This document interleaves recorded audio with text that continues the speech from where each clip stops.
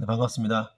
제주 충신교회 중고등부 친구들과 남아수 학교 우리 재학생들에게 반갑다는 인사를 드리겠습니다. 특별히 어제는 오늘 제가 예정된 일정으로 중고등부 예배를 참석하지 못해서 어제 장문에 글을 남겼는데 아무도 안 읽지 않을 것 같아서 영상으로 보내봅니다. 뭐 신기해서라도 볼 것 같아서 영상으로 찍어 보았고 심히 어색하지만 열심히 말해보겠습니다. 지금 아이들 재우고 늦은 시간에 저도 찍고 있는데 우리 남우학습학교 학생들도 아마 개학이 일주일 이상 미뤄질 것 같아요. 그래서 이런 상황 가운데서 같이 고민해보는 시간 되었으면 좋겠습니다. 일단 어제 적은 내용들을 토대로 제가 말을 이어나갈게요. 제주도에도 확진자가 나왔기 때문에 앞으로도 더 많은 확진자가 나올 가능성이 있습니다. 장기적으로 되도록이면 집에 있고 외출을 할 시에는 마스크를 잘 착용하여 손을 잘 씻고 수시로 소독제를 사용하면 좋겠습니다. 이번 일을 보면서 우리는 정부와 이런 전염병과 같은 일이 있을 때 정부와 시민들이 철저히 노력을 해도 한 사람 한 집단의 도덕성과 시민의식이 너무나 중요하다는 것을 알게 되었습니다. 신천지라는 사이비 종교 집단은 굉장히 폐쇄적이고 폐쇄적인 집단이기 때문에 이번에 열이 나거나 하는 증상을 보이는 상황에도 집회를 강행했고, 또한 동선을 밝히지 않고 신문이 탄로날까봐 의심자들이 자취를 감추는 일들이 발생했습니다. 이번 기회에 사회적으로 큰 문제를 일으키고 있는 이 신천지의 교세가 약화되도록 기도해 주시고 뿌리 뽑히면 참 좋겠다라고 생각합니다. 그 국민청원에 동참해 주시면 좋겠어요.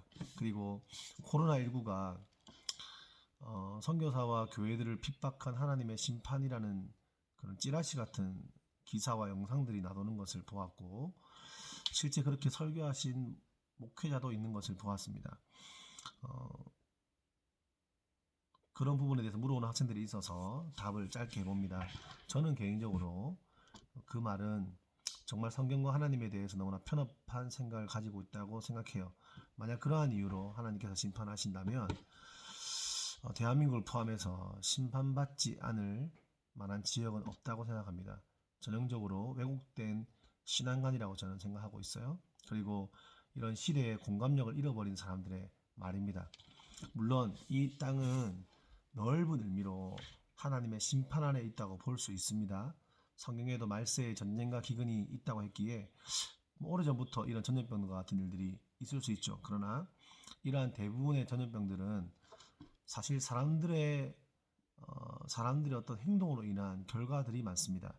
먹지 말아야 할 것을 무자비하게 먹어치우고 동물들과 같은 어떤 비윤리적인 실험 등으로 생기는 경우가 많이 있습니다.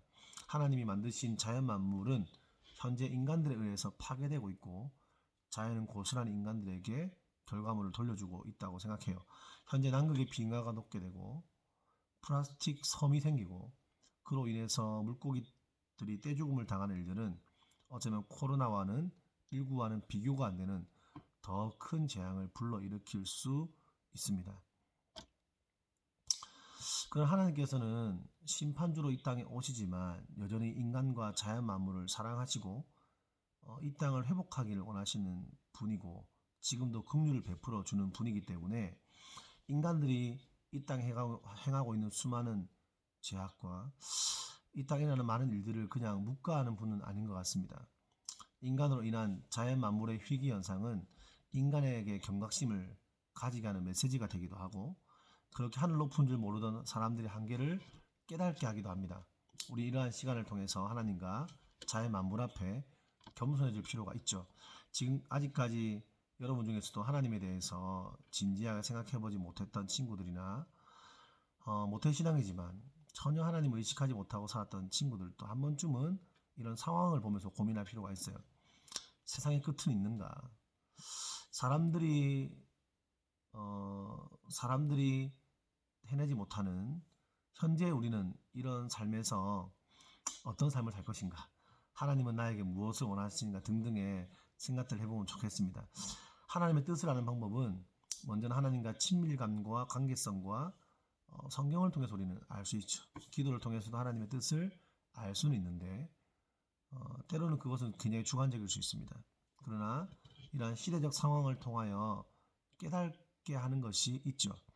하나님은 이런 시대 상황들을 잘 보면서 정보를 잘 수집하고 객관적이면서도 하나님이 주시는 성경적인 관점을 해석할 필요가 있다고 생각합니다.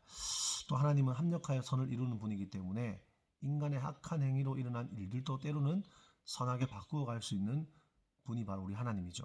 어쩔 수 없는 이런 멈추는 시간을 통해서 경제적 어려움이 있고 힘든 일이 생기기도 해요.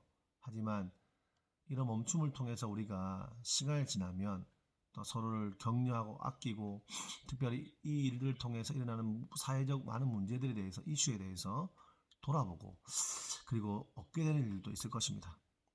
또한 역사적으로 대한민국에는 늘 어려운 일들이 존재했는데 예전에도 신종플루라고 하는 굉장한 전염병으로 7만 명 이상의 사람들이 감염되는 일들이 있었습니다.